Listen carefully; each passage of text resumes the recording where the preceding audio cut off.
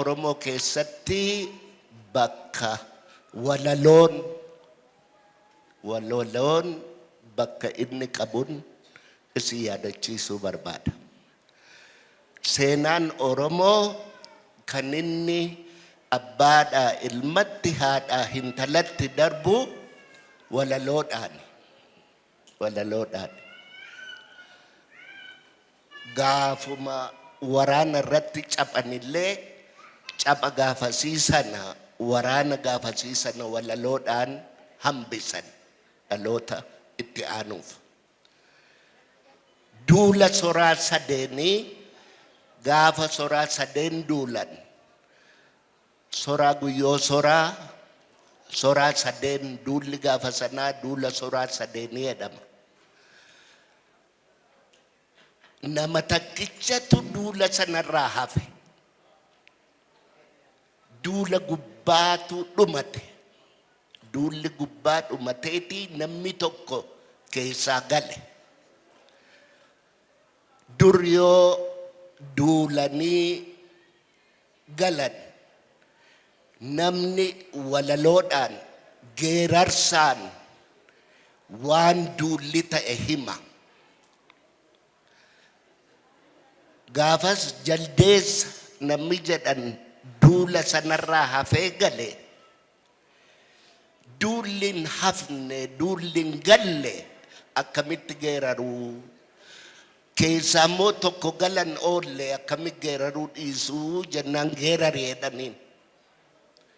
Waan jedhe geerare. Soraa guyyoo soraa sororoo saafee alii. Soraa guyyoo barqaa wadarii diiree dagaa. Soraan bade sororoon subbaan bade gochii boddee bade gorsa wallaalee Oromoon gaaraa mukatti badee jedhe geerare. Walaloon sun geerarsi sun hanga har'aatti darbaa dabarsaan nu bira geesse. Duulli kun waggaa 1200 dura ta'e.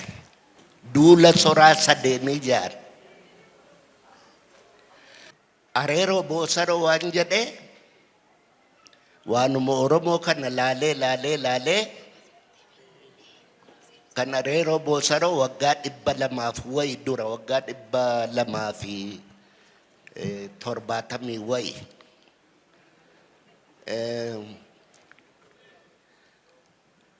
Waan Oromoon keessa jirtu laalee incitu hinciccitaa himbadu himbabbadaa babbaddaan farsoo dhuddi badiin biddeena nyaatti badii ga'ee beekee walli wallaaluu didaa. Wanni sun darbitee dhalatti darbaa kunoo har'aa as jedheeni anillee isinitti dabarsaa jira. Awwaa dide alaabaan tapha dide burree mar'achuu dide afaan sooddaa yaa'uu galaanni dide waan mal gubbaa ejjuu dhaddachi dide kunis waanumatti waa dabarsanidha. Wanni Oromoon dhabe argaa dhageettii isaati. Seenaa isaatu dhabe. Namni seenaa hin qabne nama jiraatti du'e. Seenaa ilmaan haraamuu isin barsiisaniiti amma isatu isin gaafatanii hunda keessantu beeka.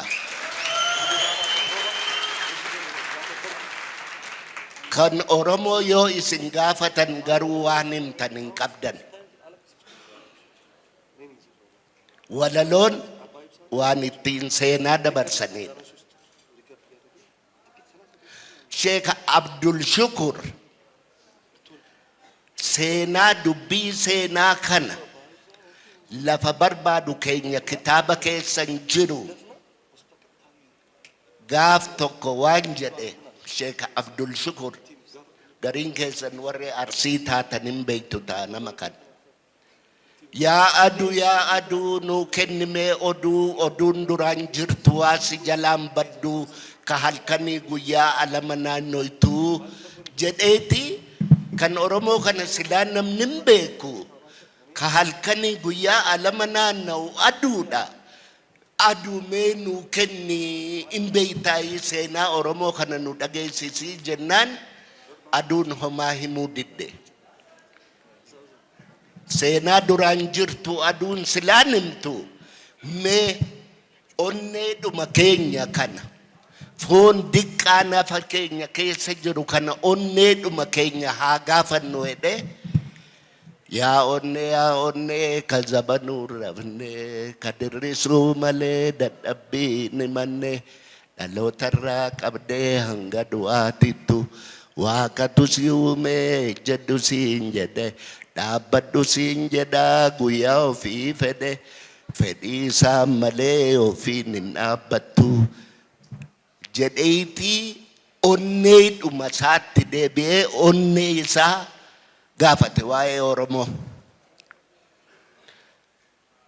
Waggaa 22 booddee Abdaa Garaadaa namni jedhamu Abdaa Garaadaa namni jedhamu ka Sheekh Abdul Shukur aduun hin himne jedhe sun ani immoo gaaf tokko gadi baheen aduu haasoytu dhagahee guyyaa tokko gadi baheen aduu haasoytu dhagahe jedhe seenaa Oromoo kana guyyaa Rabbiin Adamii fi Hawaa uumerraa qabee hanga bara Dargiin Oromoo lafarraa fixeetti seenaa Oromoo walaloodhaan hime Abdaa Garaadaa. Bara Dargiin biyya balleesse Hayilee Fidaafaa ajjeesanii Sheekh Xaahir amma dhiyoo kana kaleessa deenga ji'a lama kanan taane Kanadaatti du'e. Yaa ilmaan Oromoo sabni kan koo martuu bakka jirtan hundaa akkam nagaa jirtu yaanni keenya tokko teessoon biyya xinnaa guddaan illee akkam jirtan fayyaa. Dardaraa maanguddoon dhiiraa dubartiini waa'ee bilisummaa maalitti jirtanii takka tahaa kaa keessaan lollohina amantii fi kutaa waliin foffohina durumatti deemaa duuba millatina marii takka ta'a waliin tuffatina.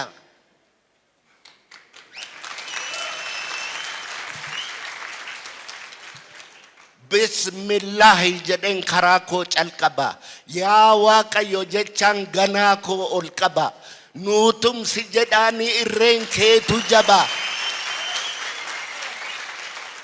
namni si abdate mirga guutuu qaba Waaqayyo waa hundaa situ harkaa qaba maa dhugaa awwaalti dharti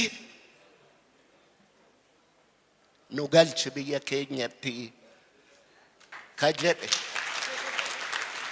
Sheekh Xaahir jabaa keenya akkuma abdii qophee jabaa keenya seenaadhaan yaadachuu qabna jechuudhaaf.